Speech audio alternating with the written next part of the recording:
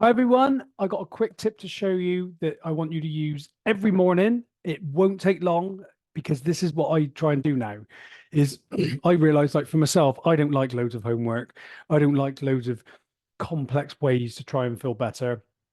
I like quick things that work in the moment that aren't necessarily a quick fix, but that I can use continually to continue to grow, reduce my stress and become more productive. And this is really useful. So I want you just literally a couple of minutes, draw a circle. Just draw a circle. And then whatever's going on in your day. So when you come in, if you feel overwhelmed, if you feel stress, pressure, all I want you to note down is all what's going on. And in this circle, I want you to put this everything in your control. So, and everything on the outside is going to be everything out of your control. So you might have resources. You may normally have so many staff and you may be down. See, if you're in the police, you might go, we've got 18 staff and now we're down to 10. It may be, I've been doing some stuff with the schools lately. And if you go, you might have Ofsted coming in. You might have a, a member of staff that's maybe off sick. So staff sick. And so you have all these things that are going on out of your control. And what I want you to do is focus on things that are in your control. And then the things that often that are always in your control is your attitude, how you think, how you feel.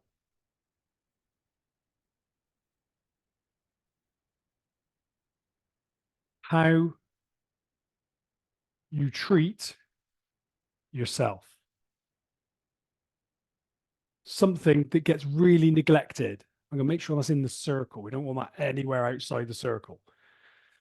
This is what gets neglected, how we treat ourselves, the inner critic.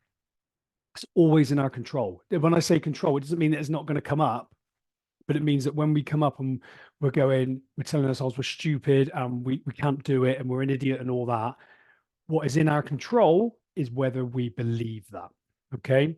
So start writing down everything that's in your control and what you can influence. Because you may have staff off sick, but actually how you show up may influence them. So when you focus on here, you focus on what you can influence.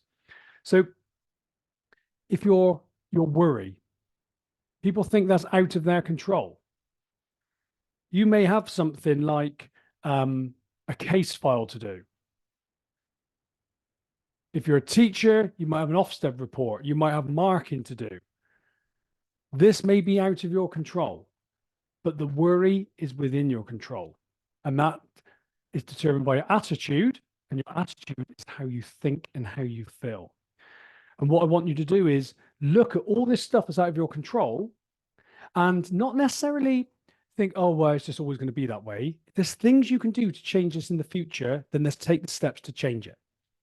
But in the moment, if there is nothing you can do, if you've got low resources, if you've got a high workload, whatever that is, just realize that when you focus on this, you feel out of control.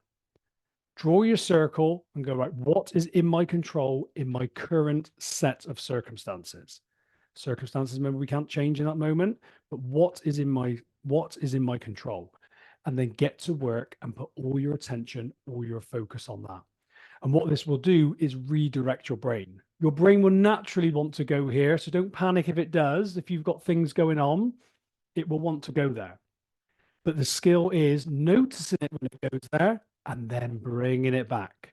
Every time you bring it back, for those of you that train, go in the gym, imagine you've got a dumbbell in your hand and it drops away, goes to the ground. That's when your brain goes to this.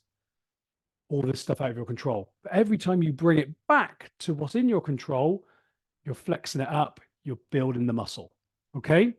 So try it, quick circle, all what's in your control, direct all your attention, all your focus on that.